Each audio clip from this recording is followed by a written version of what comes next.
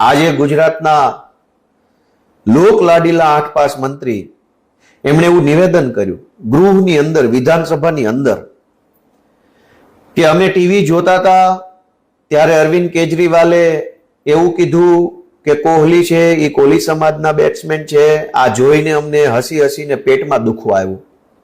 આવી વાત ગુજરાતના ઉપમુખ્યમંત્રીએ કરી. પણ તમે તો ટીવી જોઈને હસીને પેટમાં દુખતું હશે. અમે તો રોજ ગૃહની અંદર બેસીને તમને જોઈએ ત્યાં અમારા પેટ દુખી જાય છે. અમારે ક્યાં કહેવા જવાનું? કોને કહેવાનું કે આ શું ધંધો, શું તમાશો ચાલે છે?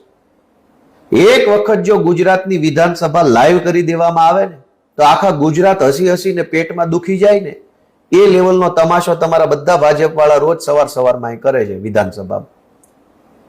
તો ગુજરાતની વિધાનસભામાં ચર્ચા કે ચિંતા કેજરીવાલની નહીં, 7.5 કરોડ કરતા વધુ લોકોની તમારે કરવી જોઈએ. પણ ખબર છે કે અહીંયા એકથી એક ચડિયાતા કમાભાઈ બેઠા છે વિધાનસભા, એકથી એક મોટો કમો.